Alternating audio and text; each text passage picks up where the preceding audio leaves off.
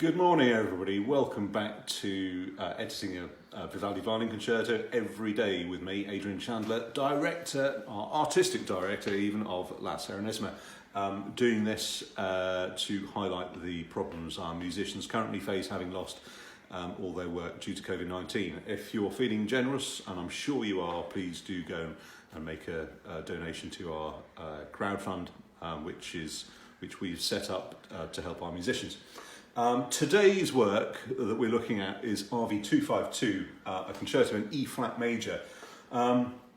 This is a piece that a mate of mine, Mike Talbot, the esteemed Vivaldi scholar, he thinks was written probably for Padua, for the Basilica, where Vivaldi had famously played the Battersea Dogs Home Concerto there in 1712. We call it the Battersea Dogs Home Concerto because it goes high enough that only dogs can hear it. Anyway, this one is also a bit of a sort of semi-member of the Mile High Club because it gets this goes pretty high itself, goes up to B flat, and survives in two manuscripts. One that we are using today, which is Pisendel, Vivaldi's People's manuscript, which is a set of parts. The other is an autograph manuscript, which I do not have a copy of, which survives in the Biblioteca San Francesco in Assisi. I'm going to send them an email and see if they can whiz me over a copy of the manuscript, see how we go. But I'd quite like to see the autograph because I feel there are a huge number of errors, missing accidentals, sharps, flats, etc. In Pisendel's manuscript that needs an awful lot of editorial work to sort out. So I'd quite like, particularly, I mean, the fugue subject in the last movement is very, very bizarre how it currently stands. But if my suppositions are correct, I think this is a brilliant piece. It starts. I mean, it's typical sort of Vivaldi 1710 style.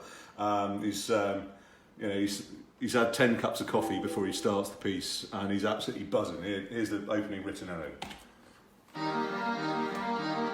Sorry, that's not absolutely buzzing, is it?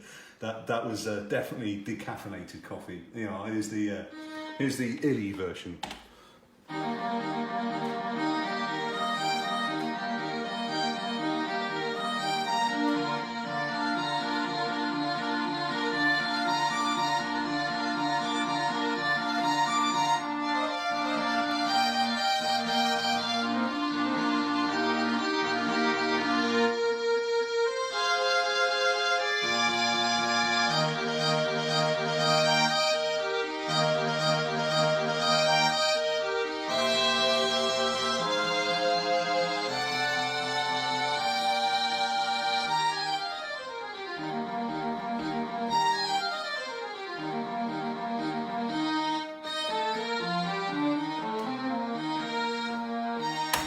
Brilliant. Oh, it's absolutely classic Vivaldi 1710s. That totally brilliant. Love it when he gets here. When he starts getting the groove on with the ostinato bass. I mean, this is very beautiful.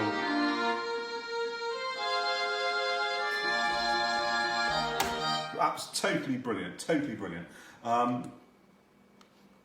Then you get very.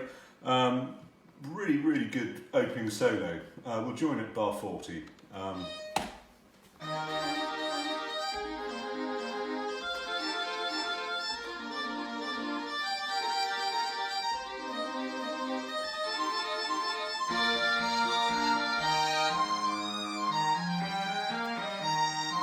And this is his excursion up to top B flats. That's very high.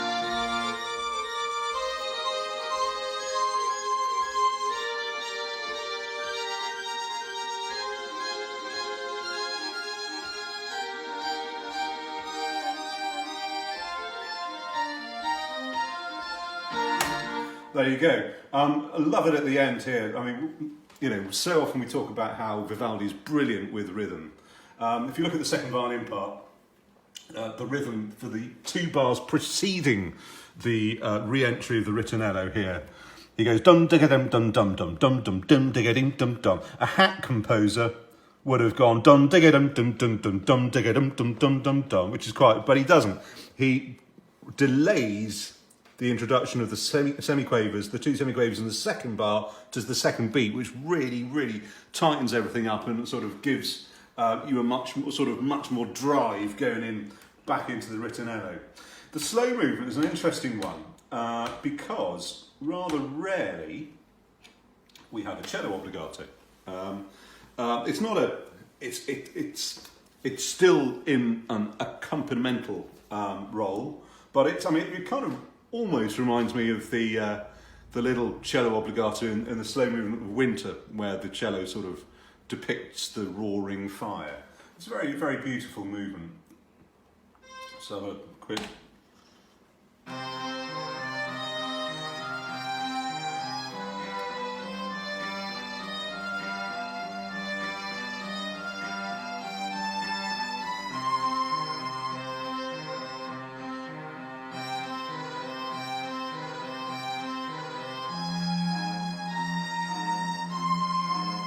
So there you go.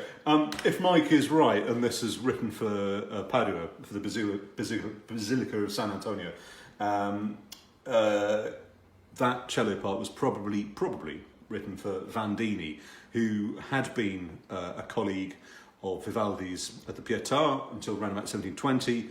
Then he left to go and be principal cello of the Basilica of San Antonio.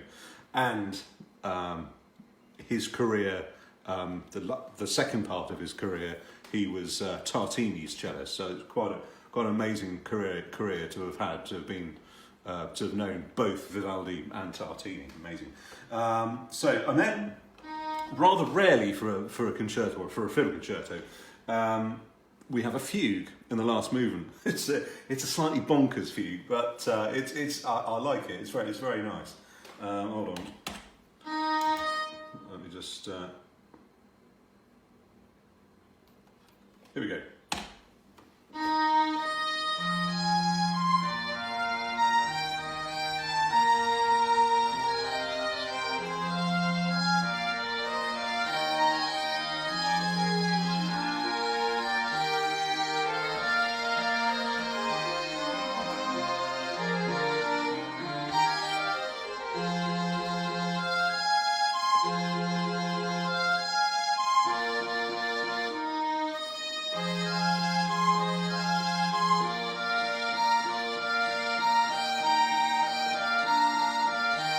So there you go. I'm not quite sure what he's doing here. It sounds like the new theme for the 9 o'clock news, that bit. But yeah, no, it's good. I like it. How it's sort of very simple bass line that accompanies the initial statements. You then get a solo, and when I initially looked at the solo and saw the violins doing these octave leaps, and then the second violins and violas doing it down there, I thought, how's that going to work? Oh no, it works really well. Here you go, here's a bit of a blast of that.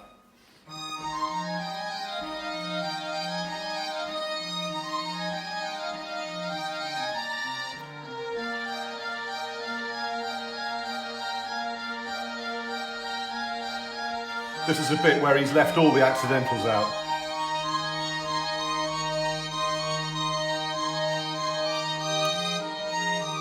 So if I hadn't put those D flats in, it'd sound right weird. It really would.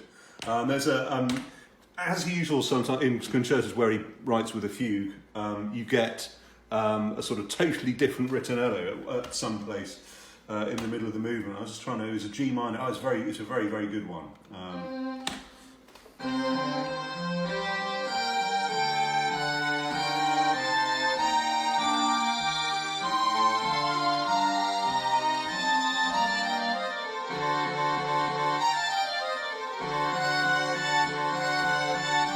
So there you go. I think it's a brilliant piece. I'd give it a 9.5. And yeah, if you haven't noticed, our discs have arrived. So those will be in the shops. in July. It's got the Sinfonia to La Statira with trumpets and oboes by Albinoni at the beginning. Then you have the Vivaldi San Lorenzo F major concerto, followed by a G major concerto by Brescianello. Then you get a movement of a ballet suite with 4 trumpets and timps and strings by Matthäus the Younger. Then you get Vivaldi's C major concerto for the Holy Roman Emperor.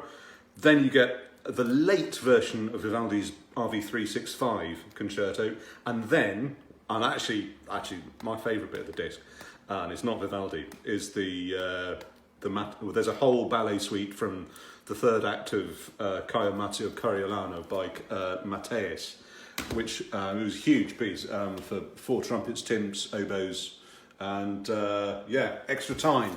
It's brilliant.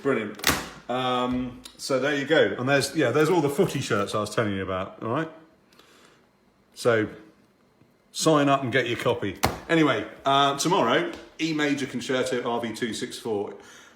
I think it's going to be a cracker. See you then.